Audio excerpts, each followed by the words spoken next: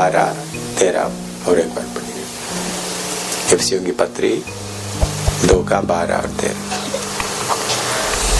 तुम लोग उस समय मसीह से अलग और इज़राइल की प्रजा के पद से अलग किए हुए प्रतिज्ञा वाचाओं के भागी न थे और आशाहीन और जगत में ईश्वर रहित थे। आशाहीन, पहले हमको आशा नहीं था, अभी हमको आशा मिल गया। ये आशा क्या है वो भी वचन से आप लोग प्रभु के दासों के द्वारा काफी बार सुना है, लेकिन फिर और भी उस हमारा आशा क्या है तरतीब से आपको बताना चाहता हूं। जब तक हमारा आशा क्या है वो मालूम नहीं होगा तो आपका मन में अलग अलग किस्म का चिंता रहेगा। आपको समझाने के लिए मैं बताता हूं, मान लो एक आदमी एक बहुत बड़ा मकान बना रहा है और 6-7 कमरे के एक मकान बना रहा है, तो मकान बनाते समय में उन्हें थोड़ी देर के लिए एक छप्पड़ में रहता है और छप्पड़ या शेड, उसमें रहते समय में आंधी आता है और घास का बना हुआ समझ लो, तूफान आता है, सर्दी लगता है और एक मुसीबत के बाद दूसरा मुसीबत, उस वक्त उनको परेशानी नहीं रहता। क्यों? उनके सामने एक नया मकान बन रहा है और नया मकान को देखते हुए उनका सामने आने वाला बारिश का या सर्दी का बातें भूल जाता है, क्योंकि इसमें मैं थोड़ी देर रहना है, नया मकान बन रहा है। फिर वो परेशान नहीं होता। ये ठीक है या नहीं बोलिए? इसी मुताबिक हमारे सामने जो आशा का बातें हमको हमेशा हमारे सामने नहीं रहेगा तो हम क्या हो जाएंगे? परेशान हो जाएंगे। पहले सदी के लोगों को उन्होंने जमीन मकान सब छोड़ देते थे, तो तब उनको आशा, प्रभु के दास लोग उनको आशा की बातें बताते थे। पढ़िएगा 2 पत्रुस 3:10-13 तक पढ़िएगा। 2 पत्रुस 3 अध्याय उसका 10-13 तक।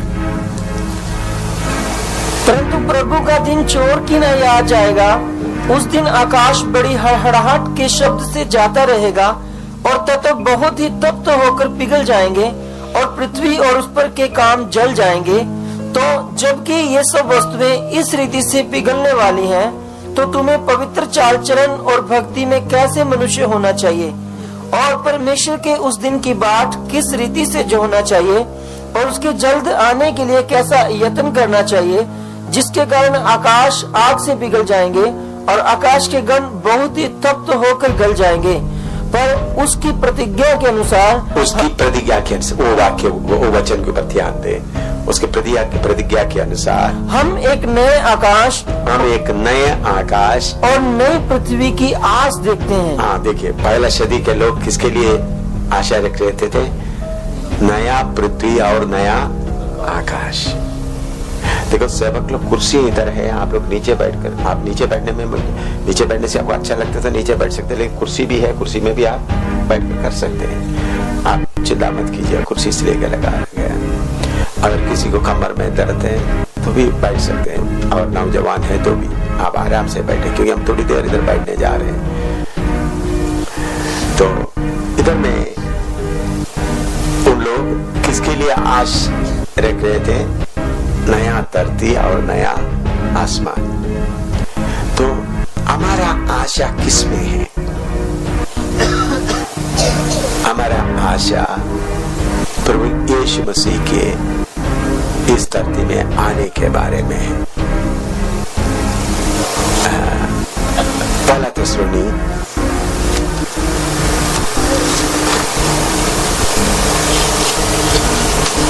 4:13 से पढ़िएगा। हे भाइयों, हम नहीं चाहते कि तुम उनके विषय में जो सोते हैं अज्ञान रहो। ऐसा न हो कि तुम औरों की नाई शोक करो जिन्हें आशा नहीं, क्योंकि यदि हम करते हैं कि यीशु मरा और जी भी उठा, तो वैसे ही परमेश्वर उन्हें भी जो यीशु में सो गए हैं उसी के साथ ले आएगा। क्योंकि हम प्रभु के वचन के अनुसार तुमसे यह कहते हैं कि हम जो जीवित हैं और प्रभु के आने तक बचे रहेंगे तो सोए हुओं से कभी आगे न बढ़ेंगे। क्योंकि प्रभु आप ही स्वर्ग से उतरेगा, उस समय ललकार और प्रधान दूत का शब्द सुनाई देगा और परमेश्वर की तुरही फूकी जाएगी और जो मसीह में मरे हैं वे पहले जी उठेंगे। तब हम जो जीवित और बचे रहेंगे उनके साथ बादलों पर उठा लिए जाएंगे कि हवा में प्रभु से मिले। इस रीति से हम सदा प्रभु के साथ रहेंगे। सो इन बातों से एक दूसरे को शांति दिया करो। पहले सदी के लोगों को कौन सा बातों में शांति दिया करते थे? हमारा यीशु आएगा, हमारा यीशु आएगा। बाकी लोगों को आशा नहीं, लोग रोते थे, तो इसलिए उन्होंने बताया अगर कोई मर जाते तो बाकी लोगों की तरह आप जिसको आशा नहीं है रोते हैं, आप नहीं रोना, हमारा यीशु आएगा। इस बातों के द्वारा एक दूसरे को तसली दो करके प्रभु का वचन में लिखा है। अभी यीशु की आमद के बारे में आपको तरतीब के अनुसार बताने के लिए पवित्र आत्मा मुझे प्रेरणा दे रहा है, तो उसके बारे में मैं अभी आपको सिखाऊंगा कि ताकि आपको आशा आगे क्या होने वाला। क्योंकि आजकल कुछ लोग इस उपदेश को टेढ़ा मेढ़ा करके छुपा के रखना चाहते हैं ताकि असली आशा से मनुष्य विश्वासी लोग हट जाएं, दुनियावी चीजों के ऊपर आशा रखें। कल मैंने आपको बताया था दुनिया में कितना भी धन दौलत है वो सब पानी के बुलबुले के मानित है। हमको आशा मिल गया है। वो आशा क्या है? हमारा प्रभु यीशु आएगा। तो उसका कैसा है अच्छी तरह इन्हीं दिनों में हमारा मन में रहना। पिछले दिनों में कैसा अपना खुद ही को हटाना है, कैसा हम लड़ाई जीतना है, वो बातें आप सीखते आ रहा है। तो उसके साथ साथ हमारा आशा भी क्या है। क्यों पहले सदी के लोग सब बेच कर निकल कर जा रहे थे? क्योंकि उनके अंदर बहुत ही आशा बढ़ता था। तो जब आशा बढ़ते जाएगा तो फिर आपको कष्ट सहने के लिए, दुख सहने के लिए, मार खाने के लिए भी कोई मुश्किल नहीं होगा। तो हमारा यीशु आएगा। तो यीशु आने का दो पहलू है, दो फेस या दो घटना बोल सकते हैं, उसको पहलू बोल सकते हैं। पहलू एक है पब्लिक में आएगा, एक गुप्त में आएगा। एक प्रभु यीशु गुप्त में आएगा, दूसरा प्रभु यीशु सबके सामने आएगा। तो वो बात समझने के पहले प्रभु यीशु स्वर्ग में जब उठा लिया गया तब भी दो पहलू था, दो घटना था, दो फेस।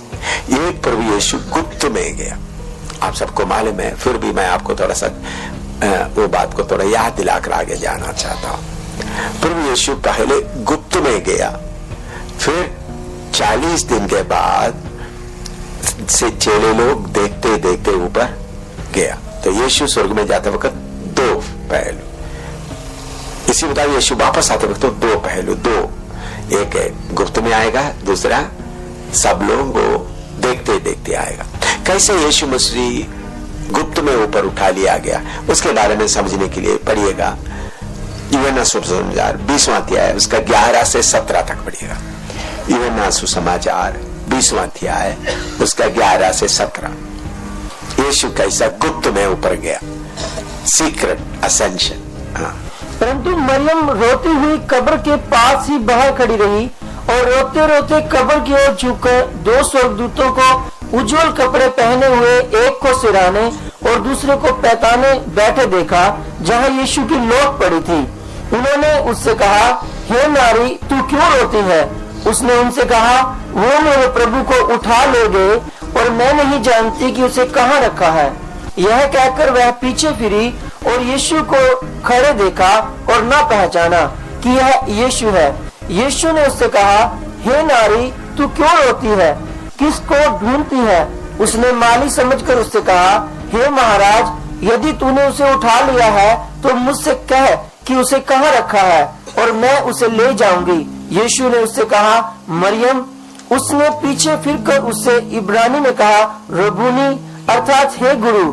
यीशु ने उससे कहा, मुझे मत छू, क्योंकि मैं अब तक पिता के पास ऊपर नहीं गया, परंतु मेरे भाइयों के पास जाकर उनसे कह दे कि मैं अपने पिता और तुम्हारे पिता और अपने परमेश्वर और तुम्हारे परमेश्वर के पास ऊपर जाता हूँ। इधर में ये वचन में फिर हम आएंगे। इसमें सिर्फ एक ही बात मैं बताना चाहता हूँ। जब मरियम मगदलीनी को मालूम हुआ वो प्रभु यीशु मसीह है, उन्होंने एकदम दौड़ कर यीशु का पांव छूना चाहा तो यीशु ने बोला मुझे छूना नहीं। वो 20वां अध्याय का 26 से 29 तक पढ़िएगा। 20वां अध्याय यूहन्ना 20 का 26 से 29। तब यीशु क्या बोल रहा है? यूहन्ना 20 का 26 से 29 तक। 8 दिन के बाद, अभी ये घटना के 8 दिन के बाद उसके चेले फिर घर के भीतर थे और थोमा उनके साथ था और द्वार बंद थे। तब यीशु ने आकर और बीच में खड़े होकर कहा, तुम्हें शांति मिले। तब उसने थोमा से कहा, अपनी उंगली यहाँ लाकर मेरे हाथों को देख और अपना हाथ लाकर मेरे पंजर में डाल और अविश्वासी नहीं परंतु विश्वासी हो। देखिए, मरियम को प्रभु यीशु बोलते हैं मुझे छूना नहीं। थॉमस को प्रभु क्या बोलते हैं? आकर तुम्हारा उंगली डालकर मेरे हाथों के उस छेद में देखा और तुम्हारा हाथ डालकर मेरे पंजर में डाल, मुझे छू कर देखो। क्योंकि थॉमस ने बोला था जब तक मैं इसको छूंगा नहीं मैं विश्वास नहीं करूंगा। तो ये दोनों घटना के बीच में 8 दिन का समय था। उधर में लिखा 8 दिन के बाद। पहले आया तो मरियम को प्रभु बोलते हैं नहीं छूना। तो इससे ये जो दोनों घटनाओं के बीच में क्या हुआ है मुझे मालूम है, आप सेवकों को विश्वासियों को मालूम है, फिर भी और भी अच्छी तरह थोड़ा आपको ये बात बताना चाहती है। 8 दिन के बीच में क्या हुआ? पहला पत्रुस 3 का 18 से 20 तक पढ़िएगा। पहला पत्रुस 3 का 18 से 20 तक। इसलिए कि मसीह ने भी अर्थात अधर्मियों के लिए धर्मी ने पापों के कारण एक बार दुख उठाया ताकि हमें परमेश्वर के पास पहुंचाए। वह शरीर के भाव से तो घात किया गया, शरीर के भाव से तो घात किया गया, पर आत्मा के भाव से जिलाया गया, आत्मा के भाव से जिलाया गया।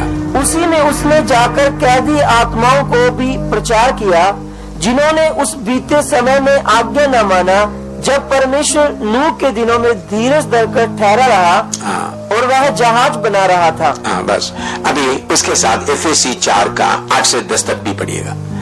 एफएसी 4 का 8 से 10 तक, वो दोनों मिलाकर मैं विवरण करूंगा। इसलिए वह कहता है कि वह ऊंचे पर चढ़ा कि बंधुआई को बांध ले गया, बंधुआई को बांध ले गया। टेकन द कैप्टिविटी कैप्टिव, बंधुआई को बांध कर ले गए। और मनुष्यों को दान दिए। उसके चढ़ने से और क्या पाया जाता है? केवल यह कि वह पृथ्वी की निचली जगहों में भी उतरा भी था, निचले जगह में भी उतरा था। और जो उतर गया यह वही है जो सारे आकाश के ऊपर चढ़ भी गया कि सब कुछ परिपूर्ण करे। अच्छी तरह ध्यान से देखिए, यीशु मसीह क्रूस पर जान दिया, उनका शरीर कब्र में रखा। उस समय में प्रभु यीशु मसीह शरीर के भाव तो घायल किया, मरा गया था, लेकिन आत्मा के भाव से क्या हुआ है? जिंदा जिलाया गया। तो जिंदा होकर क्या किया प्रभु यीशु मसीह? पृथ्वी के निचले जगह में उतरा। प्रभु यीशु मसीह किस लिए आया? ये पहला यूहन्ना 3 का 8 भी पढ़िएगा। प्रभु यीशु मसीह किस लिए आया? पहला यूहन्ना 3 का 8। जो कोई पाप करता है वह शैतान की ओर से है, क्योंकि शैतान आरंभ ही से पाप करता आया है। परमेश्वर का पुत्र इसलिए प्रकट हुआ, परमेश्वर का पुत्र इसलिए प्रकट हुआ कि शैतान के कामों को नाश करे, शैतान के कामों को नाश करे। प्रभु यीशु मसीह एक मजहब देने नहीं आया। प्रभु यीशु मसीह थोड़ा तसली का वचन देने नहीं आया, बल्कि शैतान के कामों को नाश करने के लिए। शैतान के कामों को एक एक जीवन के एक एक व्यक्ति का जीवन से उसका जड़ से उखाड़ कर फेंकने के लिए प्रभु यीशु मसीह आया, जड़ से निकाल कर फेंके। तो शैतान के कामों को नाश कैसा करे, तो उस समय का पृथ्वी का हालात कैसा था, उस बात को समझने के लिए लूका सुसमाचार 16 अध्याय का 19 से 31 तक पढ़िएगा। अमीर और गरीब का कहानी है, कहानी नहीं असली घटना है। वो प्रभु यीशु मसीह बहुत बार तमजील या उदाहरण के तौर पर कहा, लेकिन ये उदाहरण नहीं है बल्कि असली घटना है। पढ़िएगा लूका 16 का 19 से 31 तक। एक धनवान मनुष्य था। देखिए उधर में प्रभु यीशु तमजील में नहीं कह रहा है, उदाहरण में नहीं कह रहा, बल्कि प्रभु यीशु मसीह बता रहा है असली में। जो बेंचनी कपड़े और मलमल पहनता और प्रतिदिन सुख विलास और धूमधाम के साथ रहता था, और लाजर नाम का एक कंगाल घावों से भरा हुआ उसकी डेवड़ी पर छोड़ दिया जाता था, और वह चाहता था कि धनवान की मेज पर की झूठन से अपना पेट भरे, वरन कुत्ते भी आकर उसके घावों को चाटते थे।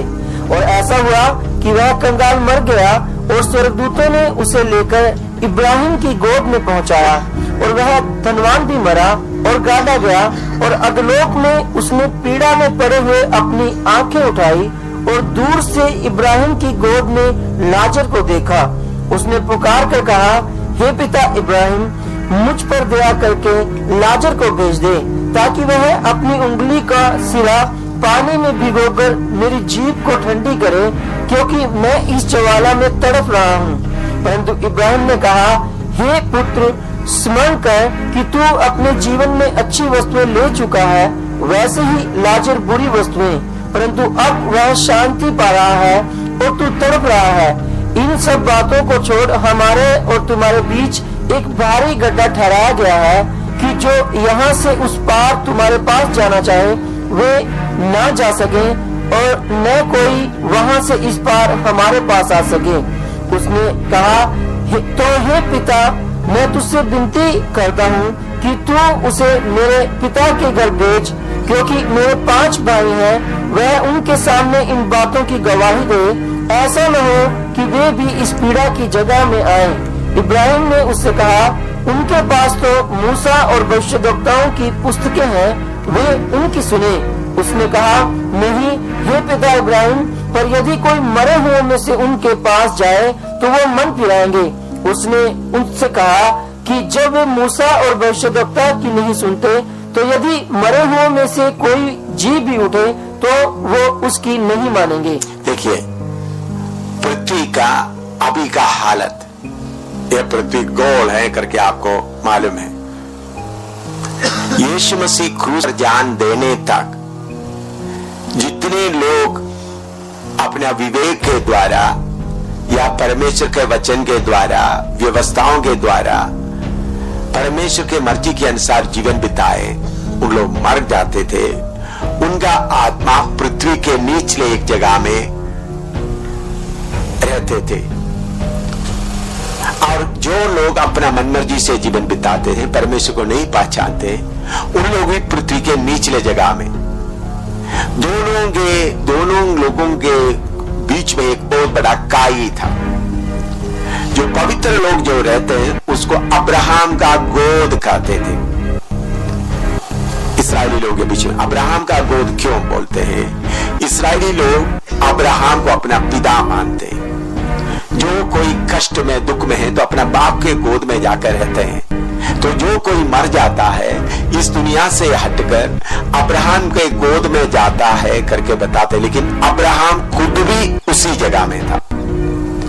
सारे पवित्र लोग, हाबिल जो पहले इस दुनिया में अपना मरा, हाबिल, आदम, नोआ, अब्राहम, सारे जो यशाया, यिर्मयाह, सारे लोग मरकर उनके आत्मा किधर जाकर आराम करते थे?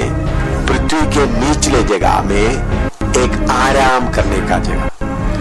लेकिन जो लोग प्रभु परमेश्वर को नहीं पहचानते थे, अपना मर्जी में रहते थे, वो एक तड़पने वाला जगह में जाकर रहते हैं। अभी रहते थे नहीं, अभी कईन से लेकर जितने लोग इस धरती में मर जाता है, पूरा दूसरा जगह में जाकर रहते। अभी वो जगह दिन प्रतिदिन भरते जा रहा है, वो पृथ्वी के बीच में ही है। लेकिन प्रभु यीशु मसीह जिस दिन क्रूस पर जान दिया, आपको मालूम है, प्रभु यीशु मसीह के दाहिने ओर पड़ा हुआ चोर प्रभु यीशु मसीह को स्वीकार किया, डाकू। प्रभु यीशु बोलता है, आज तुम मेरे साथ परदोष में होंगे।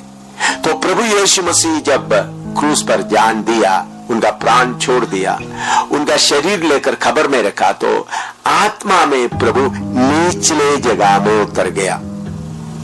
निचले जगह में उतर कर उधर में शैतान के साथ का सारे अधिकार छीन लिया।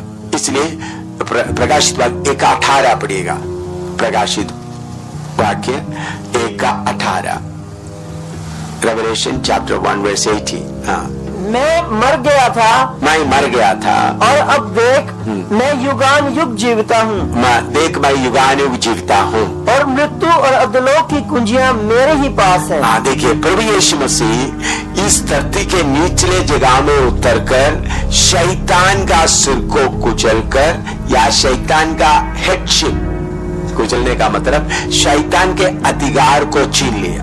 आपको मालूम है, प्रभु यीशु मसीह जाने के पहले बोला, स्वर्ग और पृथ्वी का सारा अधिकार मेरे ही पास है, दिया गया मेरे पास है। पहले ये अधिकार कौन लिया था? आदम से शैतान छीन लिया था। पहले परमेश्वर ये अधिकार पूरा किसको दिया था? आदम। तो आदम से शैतान धोखेबाजी से उसको चुरा लिया। तो प्रभु यीशु मसीह हमारा रूप में हमारा बड़ा भाई होकर आया और उन्होंने हमारे पापों के लिए क्रूस पर जान दिया। जान देने के बाद सबसे पहले जिनका आज जितने लोगों का आत्माएं बांधे हुए थे, आपको मालूम है, प्रभु यीशु मसीह को एक एलिया को ऊपर ले जाने के लिए क्या करना पड़ा? सर्वशक्तिमान परमेश्वर को ऊपर से आग का घोड़ों को भेजना पड़ा, रथ भेजना पड़ा। तो मूसा के शरीर के बारे में भी हम पढ़ते हैं, यहूदा पत्री में लिखा है कि शैतान उनके शरीर के बारे में आकर वाद विवाद करने लगा। तो प्रधान दूत मिकाएल आकर उनको ढांढा। तो जो मनुष्य इस धरती में रहा, पाप के कारण सबके ऊपर शैतान का कब्जा था। लेकिन मैं प्रभु का धन्यवाद देता हूं, प्रभु यीशु मसीह इस दुनिया में आया, हमारे पापों के लिए क्रूस पर जान दिया। फिर यीशु मसीह नीचे उतरकर सारे संत लोग जो इंतजार कर रहा है, वो लोग इंतजार कर रहा था कब यीशु आएगा, कब स्त्री का संतान आएगा, कब हमको छुड़ाने वाला आएगा। तो आदम से लेकर सारे लोग जो आखिरी डाकू जो क्रूस पर यीशु को विश्वास किया, उनको भी प्रभु यीशु मसीह ने ही छुड़ाया। इसलिए हम प्रेरितों का 4:12 पढ़िएगा, प्रेरितों का काम 4:12।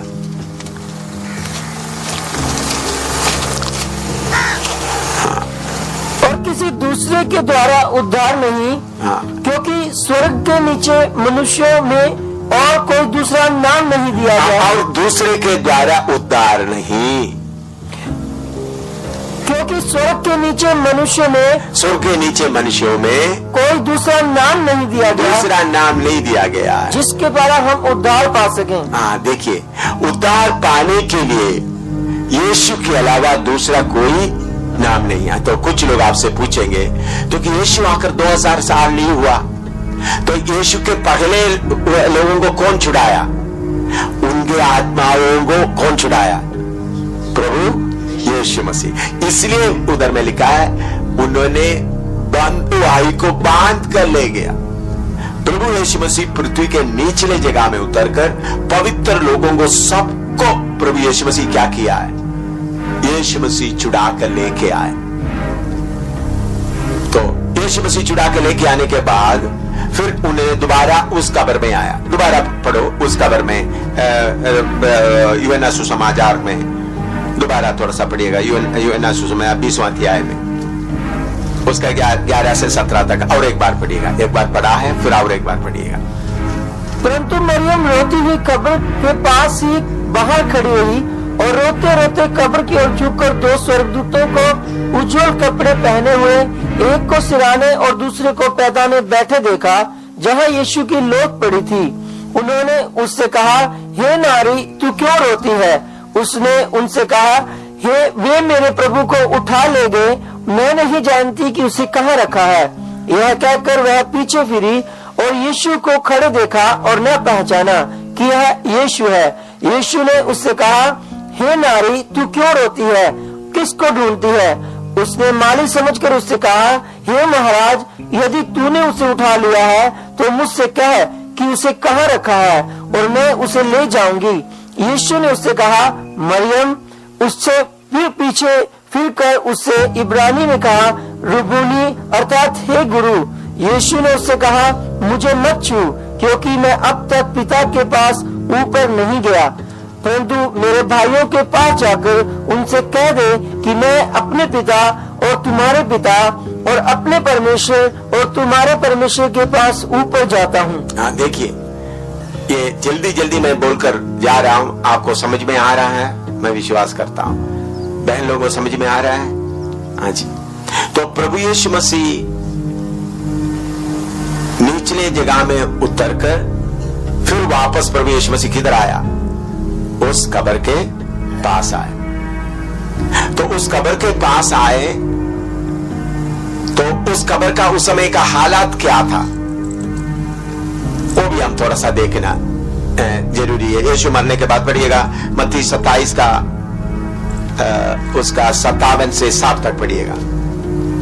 मत्ती 27 का 57 से 7 तक। जब सांझ हुई तो यूसुफ नाम अरमतिया का एक धनी मनुष्य, जो आप ही यीशु का चेला था, आया। उसने पिलातुस के पास जाकर यीशु की लौट मांगी। इस पर पिलातुस ने दे देने की आज्ञा दी। यूसुफ ने लौट को लेकर उसे उज्ज्वल चादर में लपेटा और उसे अपनी नई कब्र में रखा, जो उसने चट्टान में खुदवाई थी, और कब्र के द्वार पर बड़ा पत्थर लुढ़का कर चला गया, और मरियम मगदलीनी और दूसरी मरियम वहाँ कब्र के सामने बैठी थी। देखिए, यीशु मसीह क्रूस पर जान देने के बाद यीशु का शरीर लेकर किधर दफन किया? एक कब्र के अंदर अच्छी तरह, अरिमतिया योसेफ उस कब्र के अंदर अच्छी तरह से रखवाली किया। तो फिर उसके बाद भी एक घटना हुआ, उसका 62 से 66 तक पढ़िएगा। मत्ती 27 का 62 से 66। दूसरे दिन, जो तैयारी के दिन के बाद का दिन था। ये इसको बार बार बंद मत करो। क्यों? इसको होल्ड करके रखो। हाँ हाँ। दूसरे दिन, जो तैयारी के दिन के बाद का दिन था, महायाजकों और फरीसियों ने पिलातुस के पास इकट्ठे होकर कहा, हे महाराज, हमें स्मरण है कि उस बरमाने वाले ने अपने जीते जी कहा था कि मैं 3 दिन के बाद जी उठूंगा। सो आज्ञा दे कि तीसरे दिन तक कब्र की रखवाली की जाए, ऐसा न हो कि उसके चेले आकर उसे चुरा ले जाएं और लोगों से कहने लगे कि वह मरे हुए में से जी उठा है। तब पिछला धोखा पहले से भी बुरा होगा।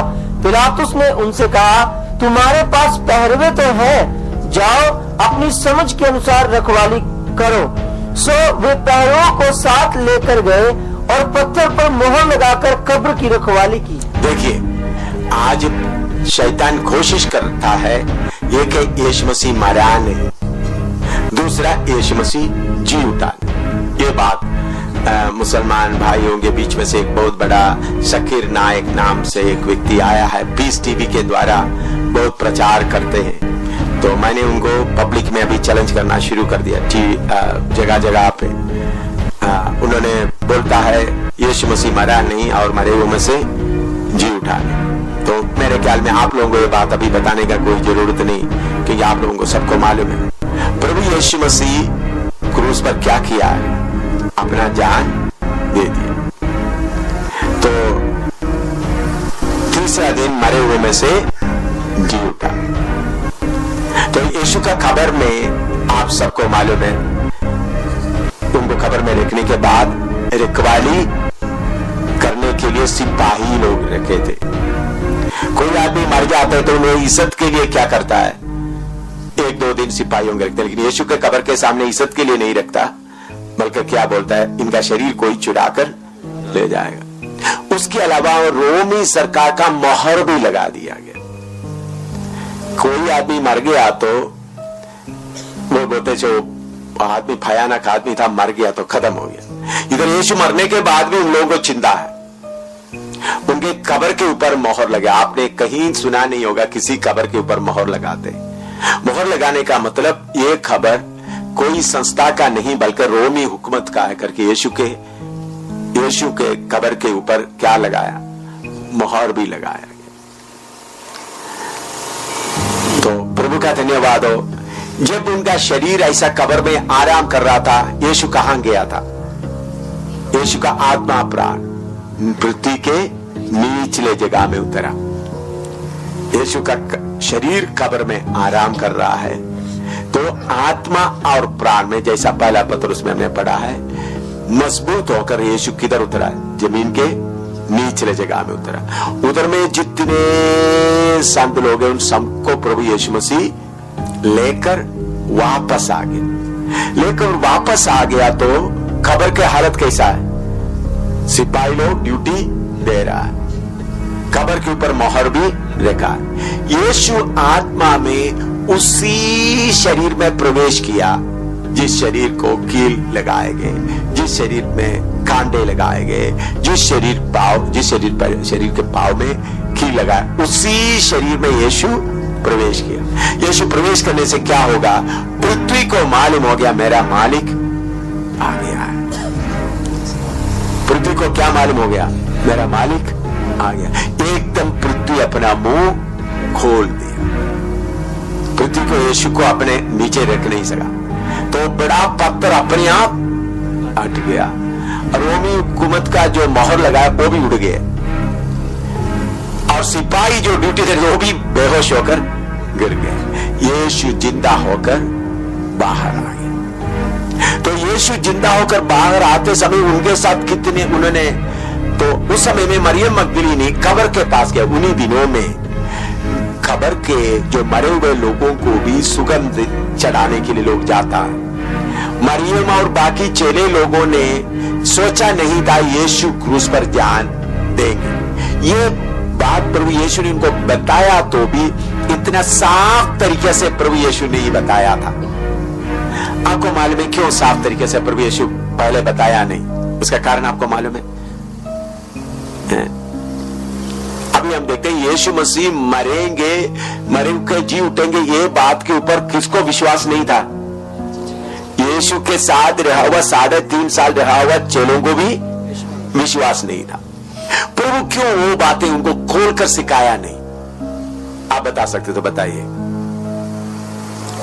हैं? क्यों प्रभु यीशु मसीह ये बात को क्यों खोलकर? अगर प्रभु यीशु बोल सकता है, जवाब बोल सकते हैं, प्रभु यीशु मसीह क्यों सिखाया नहीं? उसका मुख्य कारण यीशु का क्रूस का मौत एक गुप्त बात था।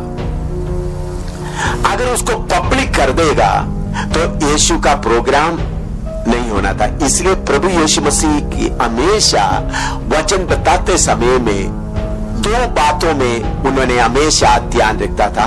एक है, मैं परमेश्वर हूं करके प्रकट करने के लिए कभी चाहता नहीं था। अच्छी तरह ये सकीर नायक जो बताता है अगर यीशु परमेश्वर है तो क्यों बताया नहीं मैं परमेश्वर हूं? तो यीशु ये बातें क्या किया? छुपा कर रखा। तो इसलिए रोमियों की पत्र में लिखा, अगर उन लोगों को यह बात मालूम हुआ तो उनको परमेश्वर का पुत्र को क्या नहीं देना था? क्रूस पर नहीं चढ़ाना था। यह बात प्रभु यीशु मसीह गुप्त में रखा। आपको मालूम है, एक बार यीशु मसीह अपने चेलों के साथ 3 चेलों को लेकर पहाड़ पर गया, पतरस यूहन्ना वगैरह, तो उधर में यीशु का रूप बदल गया और मूसा और एलिया उनके साथ आकर बात किया। यीशु का यह हालत देखकर चेले लोग डर गए थे। तो यीशु ने और उन लोग बोला, पतरस ने बोला, हम इधर में 2 तंबू बनाते हैं, एक मूसा के लिए, एक एलिया के लिए तंबू, एक आपके लिए। आपको याद है वो पूरा बनने का जरूरत नहीं है ना? तब यीशु ने बोला, नीचे आता हूं, बोला जब तक मैं मरे हुए में से जी उठूंगा नहीं तब तक ये बात किसी को नहीं बताना। क्यों? प्रभु ये बात उनको खोलकर सिखाएगा तो शैतान भी सुनेगा। फिर यीशु का क्रूस का उस सीक्रेट, वो गुप्त बात प्रकट हो जाएगा। तो इसलिए शैतान को हराने के लिए प्रभु यीशु मसीह ये बात को थोड़ा पीछे गुप्त में रखा था। इसलिए मरियम भी प्रभु यीशु मसीह ज्यादा कौन सा बात को बताता था, यीशु आएगा, दोबारा राज्य साबित करेगा, तुम लोग दोनों 12 सिंहासन में बैठेंगे, ये सारे बातें बताई। लेकिन क्रूस की बात को प्रभु ने क्या कर दिया था, गुप्त में रखा। क्यों गुप्त में रखा? हमारे लिए। अगर गुप्त में नहीं रखा तो हम पापियों के लिए उद्धार नहीं हो सकता। शैतान यीशु मसीह को क्रूस पर नहीं चढ़ाना था। आज आप शैतान से पूछे, शैतान तुम्हारे जीवन में आए हुआ सबसे भारी गलती कौन सा है? तो शैतान सिर पे हाथ रखकर बोलेगा, वाह, उनको क्रूस पर चढ़ाया, वो है भारी गलती, मेरे से हुआ भारी भूल, भारी गलती। अगर उनको क्रूस पर नहीं चढ़ाते तो मैं पृथ्वी पर और भी कुछ साल लगाता था। जिस दिन से क्रूस पर चढ़ाया गया, क्रूस पर उन्होंने, शैतान बहुत खुश हो गया। यीशु के नाम में, परमेश्वर के नाम में जो कोई आता थे तो वो शैतान उनके पीछे पड़ा हुआ था। यीशु मसीह के साथ ऐसे कितने बार शैतान ने पूछा, अगर तू परमेश्वर का पुत्र हो, अगर तू परमेश्वर का पुत्र, यीशु चुपचाप उसका जवाब देते नहीं रहा। तो मेरे प्यारो, तो यीशु ने एक क्रूस का मौत को कैसा रखा था? गुप्त में रखा था। इसलिए किसको शक पड़ गया?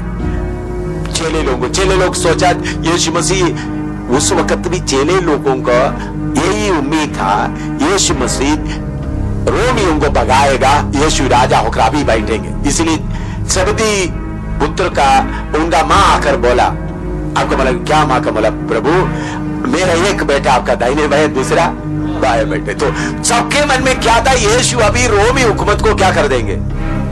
तोड़ डालेंगे।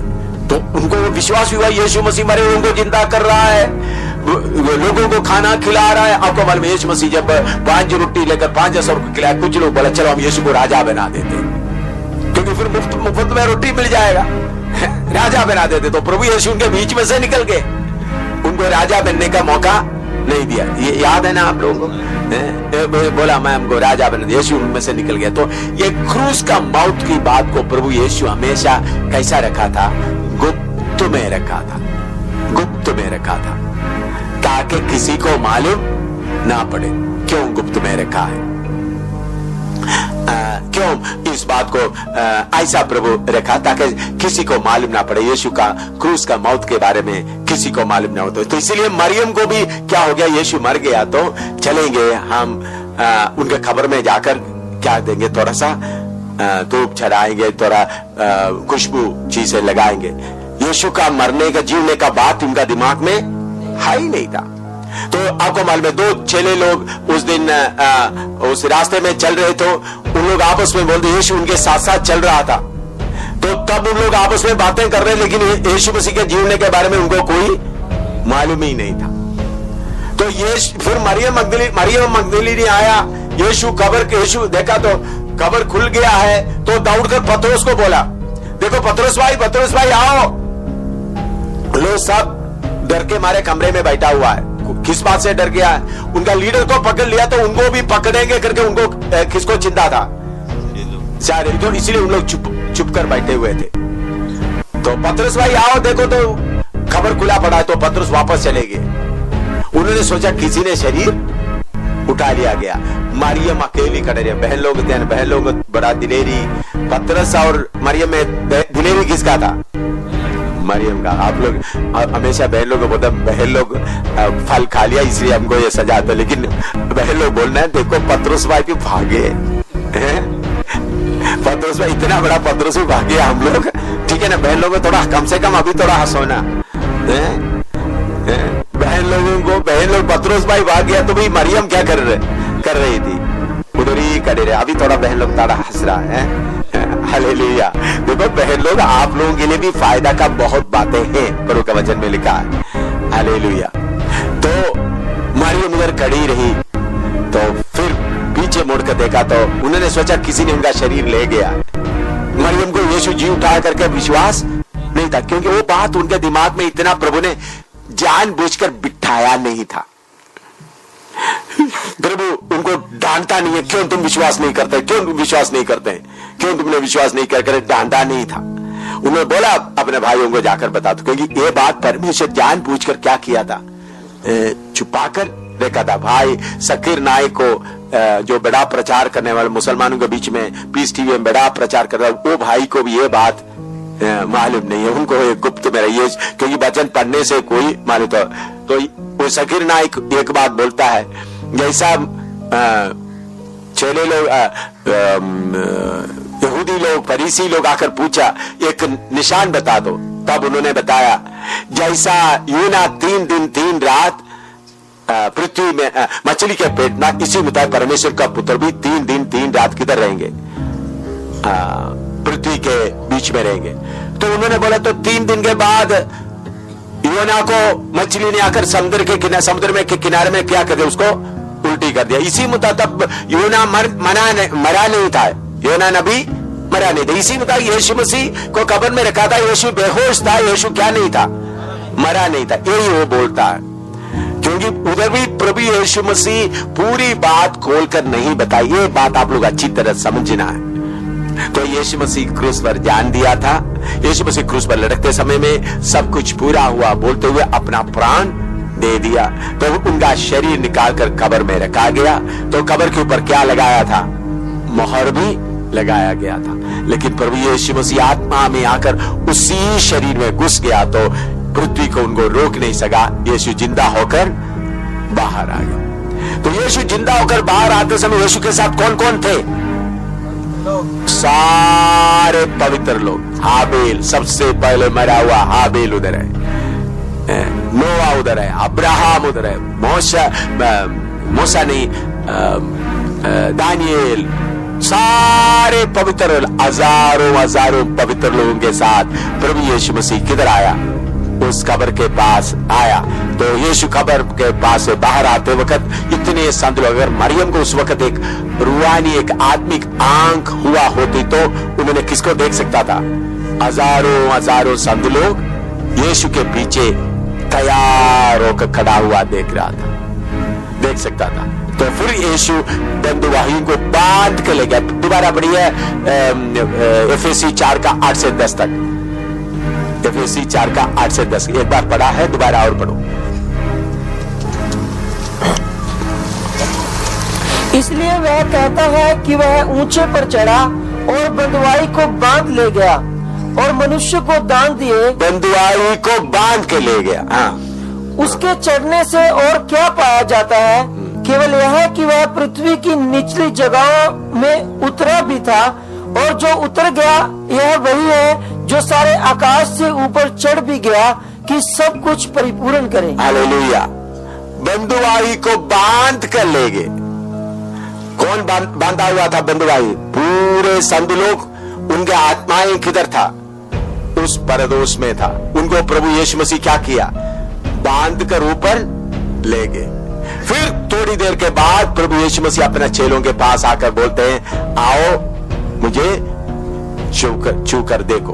तो इससे आपको मालूम हो सकता है यीशु मसीह गुप्त में किधर गया, आसमान पर। फिर उसके बाद मत्ती 28 का 16-17 पढ़िएगा।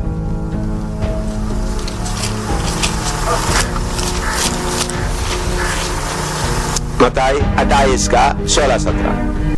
और 11 चेले गलील में उस पहाड़ पर गए, 11 चेले गलील में उस पहाड़ पर गए जिसे यीशु ने उन्हें बताया था। हाँ। और उन्होंने उसके दर्शन पाकर उसे प्रणाम किया, पर किसी किसी को संदेह हुआ। हाँ। और अभी उसके बाद लूका 24 का 50 से 53 तक, लूका 24 का 50 से 53, 50 to 53।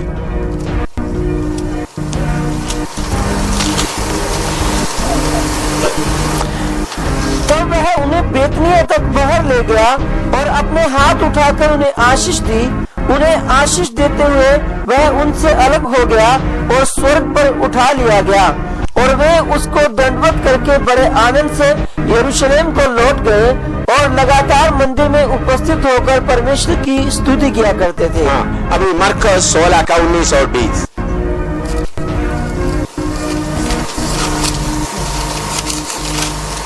मरकुस 16 का 19 और 20। निदान प्रभु यीशु उनसे बातें करने के बाद स्वर्ग पर उठा लिया गया और परमेश्वर की दाहिनी ओर बैठ गया, और उन्होंने निकलकर हर जगह प्रचार किया, और प्रभु उनके साथ काम करता रहा और उन्हें चिन्हों के द्वारा जो साथ साथ होते थे वचन को दृढ़ करता रहा। अभी मत्ती 28 का 16-17 दोबारा और एक बार पढ़े।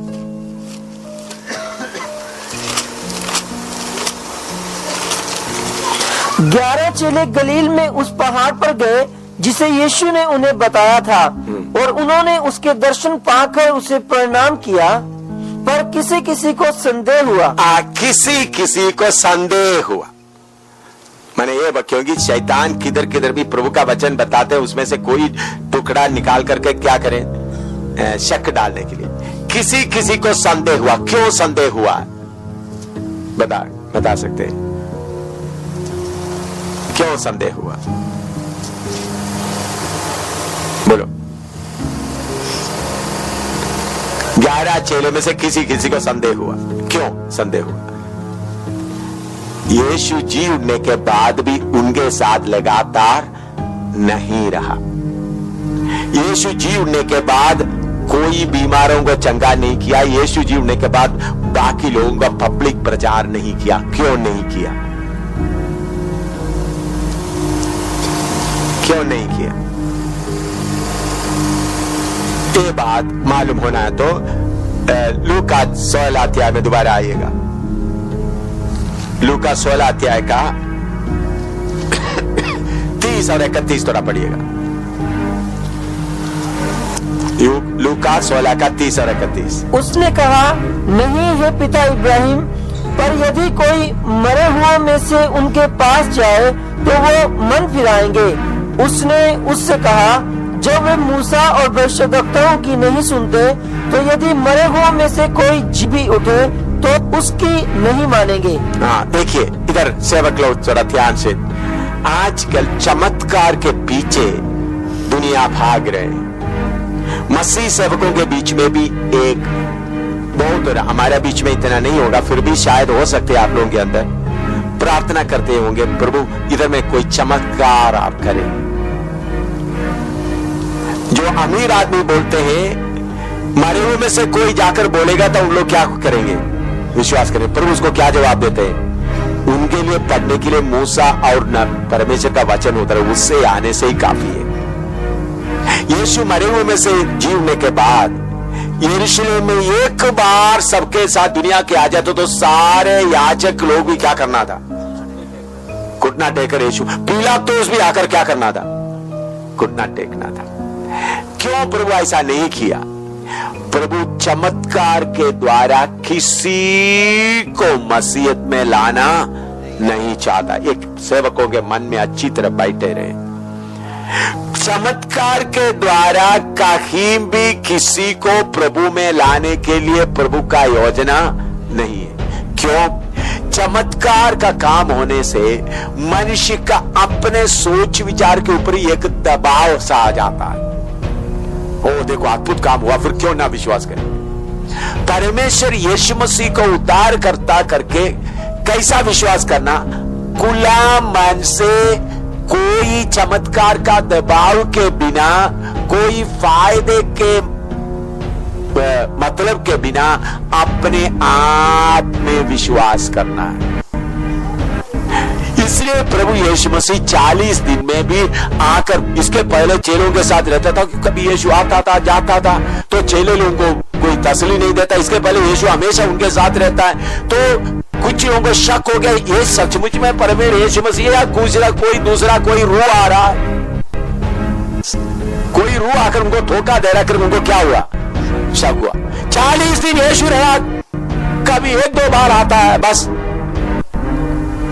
तो इसके पहले यीशु ऐसा नहीं रहा था। तो यीशु कोई उपदेश नहीं दे रहा है, यीशु कोई बीमारों को चंगा नहीं कर रहा है। तो प्रभु कभी भी चमत्कार के द्वारा किसी को प्रभु में लाना नहीं चाहता। यह उपदेश आपका मन में अच्छी तरह बैठना है। यीशु मसीह बीमारों को चंगा करते हुए किसी को विश्वास में लाना नहीं चाहता। मरे हुओं को जिंदा करके किसी को प्रभु में लाना नहीं चाहता। बल्कि प्रभु अपने लोगों के साथ रहकर चमत्कार काम करते हुए वचन को दृढ़ करता है। आपने प्रचार किया वचन पढ़िएगा, मरकुस 16 का आखिरी 2 वचन पढ़िएगा। मरकुस 16 का आखिरी 2 वचन।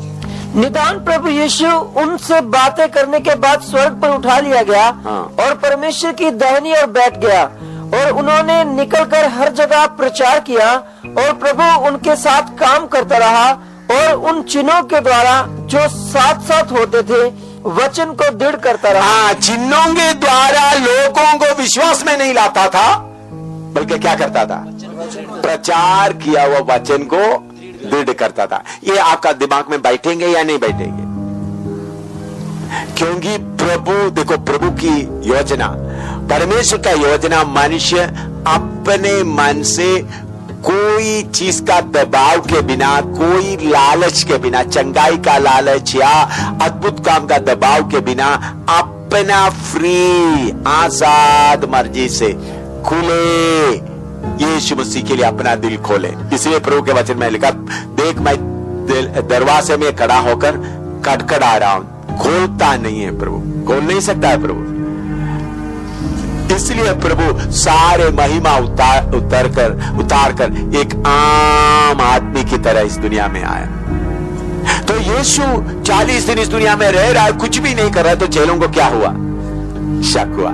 लेकिन उन लोग देखते देखते उनको आशीष देखती है। प्रभु इनको क्या कर रहा था? आशीष देते रहता। प्रभु क्या हुआ? बादलों पर उठा लिया गया। हालेलुया। ये 11 पढ़िएगा, प्रेरितों का काम 1 अध्याय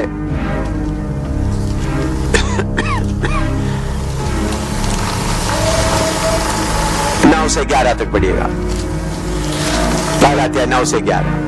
यह कहकर वह उनके देखते देखते ऊपर उठा लिया गया। देखते देखते ऊपर उठा लिया गया। ये कहकर उन लोग देखते देखते प्रभु ऊपर उठा लिया गया। हाँ। और बादल ने उसे उनकी आंखों से छिपा लिया। हाँ, प्रेज़ द लॉर्ड। और देखिए, हाँ, तो प्रभु यीशु मसीह स्वर्ग में जाते समय कैसा गया?